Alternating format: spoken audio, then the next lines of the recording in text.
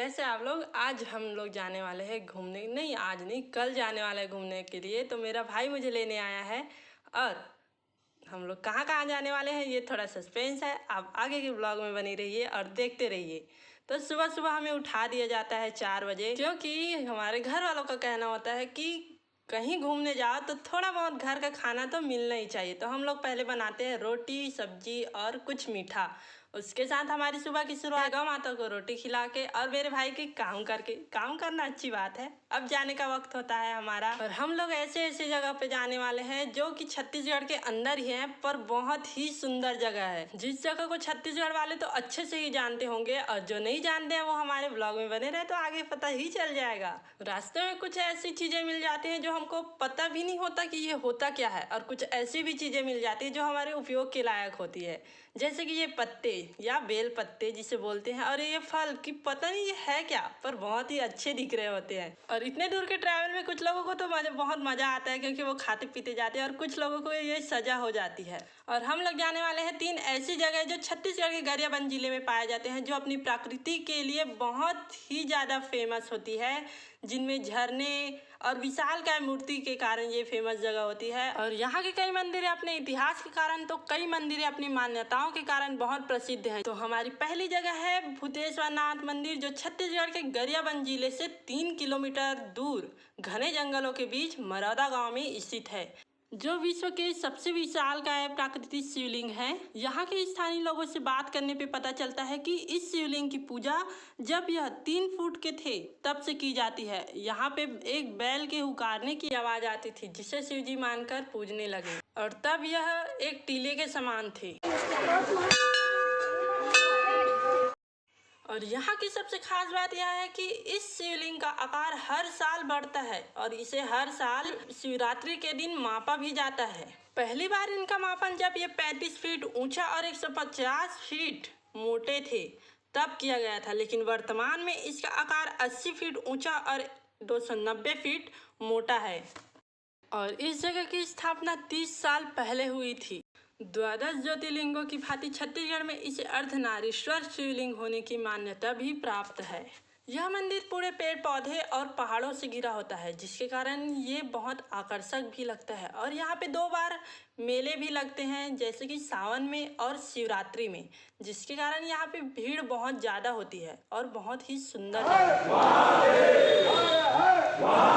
से बाहर निकलने पर यहाँ पे बहुत सारी सामानों की दुकानें भी मिल जाती है, जिनसे आप सामान भी ले सकते हैं, बहुत सारी चीज़ें भी ले सकते हैं। अब वहाँ से निकलने के बाद अब बारी आती है हमारे खाने की। तो अच्छी सी जगह देख हम लोग बैठ जाते हैं खाने के लिए। नाइस। अब वहाँ से निकल हम लोग एक और पर्यटक स्थल पे जाते हैं, जो है जतमई माता का मंदिर, जो रायपुर से लगभग 80 किलोमीटर दूरी पर स्थित है। यह मंदिर पूरे पेड़ पौधों से घिरा हुआ है, वह पहाड़ियों पे बना हुआ है। तो अगर आपको नेचुरल चीज़ों से बहुत लगाव है और नेचुरल जगह पे जाना बहुत पसंद है तो ये आपके लिए ही है। माँ जतमई माता मंदिर यह अपने जलप्रपात के कारण ही सबसे ज़्यादा प्रसिद्ध है, और लोगों का कहना है कि यह जलप्रपात माता की सेविका है, जो साल के 12 महीने और 24 घंटे हमेशा माता के चरणों से ही होकर गुजरती है। यह झरना गिरते समय विहंगम दृश्य प्रकट करती है। माँ जतमई माता का मंदिर चारों तरफ से पेड़ पौधों से घिरा हुआ है।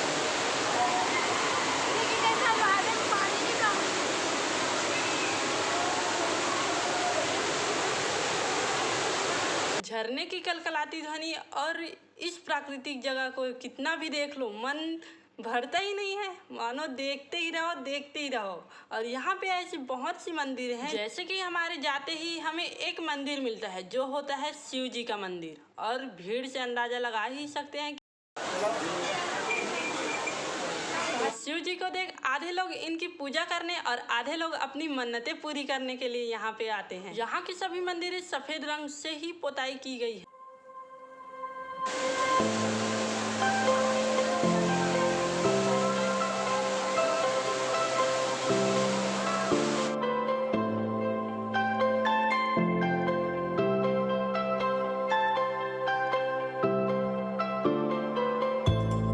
अब बात की जाए यहाँ के मुख्य मंदिरों की, तो यहाँ की मुख्य मंदिर है माँ जतमई माता का मंदिर, जिनके नाम पर ही पूरे परिसर को जाना जाता है। इनके अलावा बहुत से और मंदिर हैं, जैसे कि माँ काली का मंदिर, जो एक छोटी सी गुफा के अंदर है, और इनके अलावा माँ दुर्गा का मंदिर, भगवान नरसिंह का मंदिर, श्री कृष्ण और राधा जी का मंदिर। इनके अलावा यहाँ कुछ और भी मंदिर हैं। आधे लोग यहाँ पे जलप्रपात का आनंद उठाने आते हैं, तो कई लोग ऐसे भी होते हैं इनमें कि वो अपने जान को खतरे में डालते हैं, मानो जैसे पानी पहाड़ इन्होंने देखा ही नहीं, और देखा भी हो तो ये हालत कि जान ही रिस्क में डाल दो। जैसे कि इन भाई साहब को ही देख लो।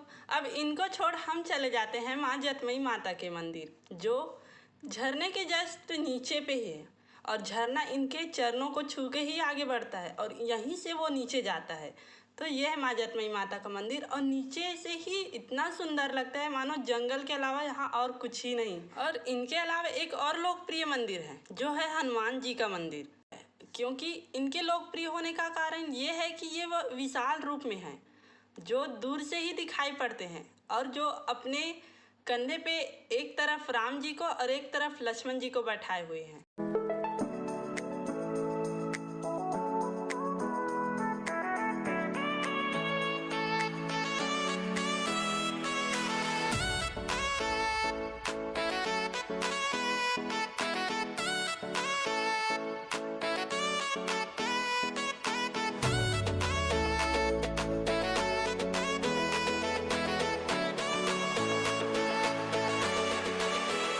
अब वहाँ से निकल हमारी बारी आती है अगले स्टॉप पे, जो है माँ घटा रानी का मंदिर, जिनके जाने के दो रास्ते होते हैं, एक ऊपर वाला और एक नीचे वाला।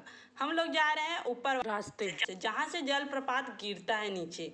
वहीं पे ऊपर है शिव जी के बड़ी सी मूर्ति, और नीचे है पूरा जलप्रपात यानी कि झरना। सुसाइड पॉइंट, आगे किसी को सुसाइड करना है, बहुत शौक है, वो आ सकते हो। देखिए कितनी अच्छी सुसाइड पॉइंट है यहाँ पे। यह मंदिर जतमई माँ के मंदिर से महज 25 किलोमीटर दूर ही है। ऊपर वाले रास्ते से जाने के लिए हमें कुछ सीढ़ियाँ मिलती हैं, जहाँ से मंदिर तक जाने का रास्ता है, और ये रास्ता सीधे मंदिर तक ही जाता है। यह मंदिर खूबसूरत पेड़ पौधों और झरनों से घिरा हुआ है, जिसके कारण ही इसकी शोभा और बढ़ती जाती है। जैसा कि मैंने आपको पहले भी बताया था कि जतमई माता मंदिर और घटा रानी मंदिर, ये दोनों मंदिर ही जलप्रपातों के कारण ही ज्यादा प्रसिद्ध है, और यहाँ का मुख्य मंदिर माँ घटा रानी का मंदिर ही है। इसी के नाम से इस जगह को जाना जाता है। जैसे माँ जतमई के मंदिर में झरना उनके पैर से होते हुए जाता था, उसी प्रकार माँ घटा रानी के मंदिर में झरना उनके सिर से होते हुए, मतलब कि पहाड़ से नीचे गिरता है, मंदिर के नीचे। और जतमई की भांति घटा रानी मंदिर का झरना और उससे 2 गुना ऊपर से गिरता है। इसी के कारण यहाँ के पर्यटक यहाँ के लिए और आकर्षित होते हैं, और इसी झरने के कारण यहाँ के पर्यटक बहुत ज़्यादा संख्या में पाए जाते हैं। जैसा कि इनका नाम है घटा रानी, तो इनके नाम से पता चल ही रहा होगा कि यह घटाओं से घिरा हुआ है। चारों तरफ बस पेड़ और पानी ही दिखाई पड़ते हैं।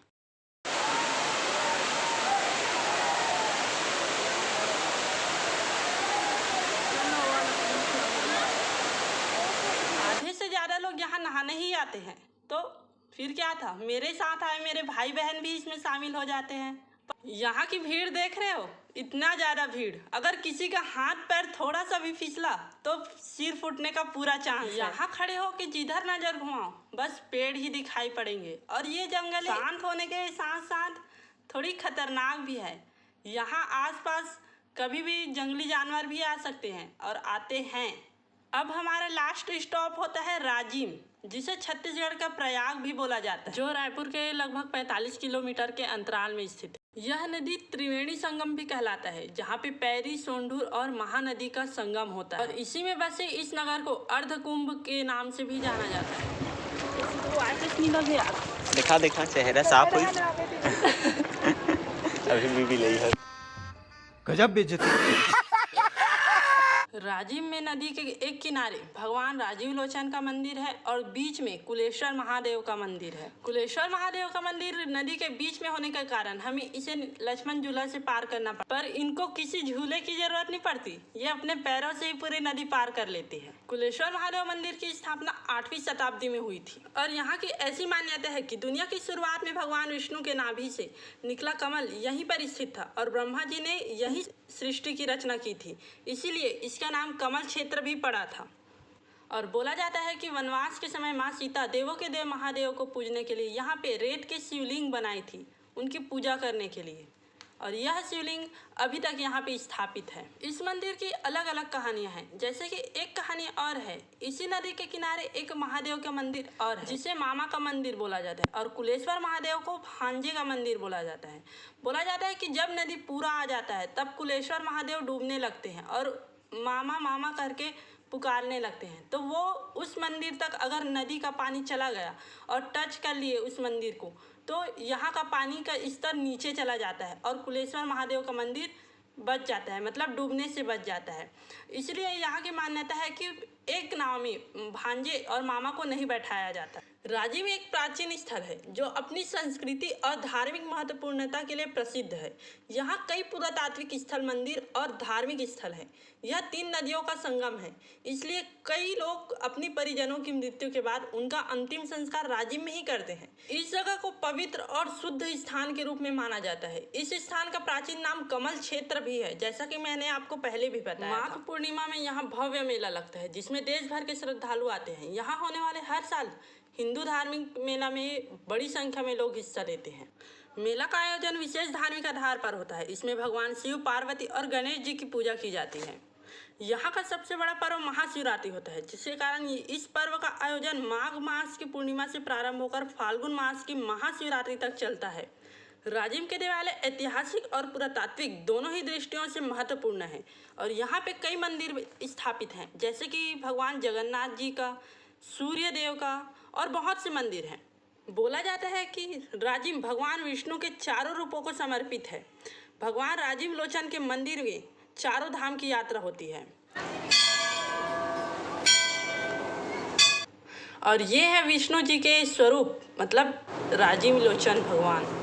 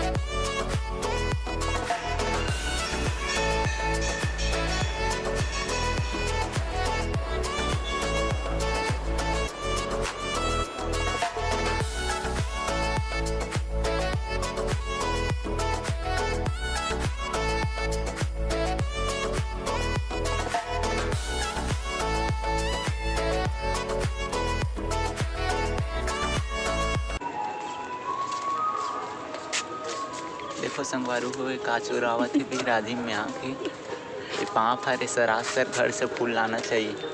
अरे मैं चढ़ाए बर नहीं करा था ना भाई। एकदम खस वही।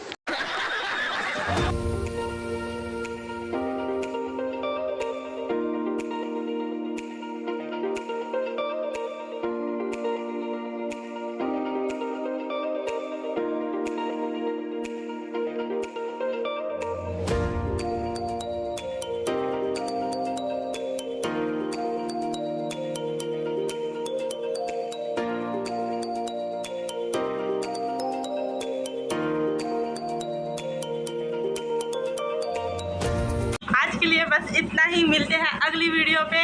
तो हमारे like and subscribe like and subscribe कर दीजिएगा। Thank you, bye.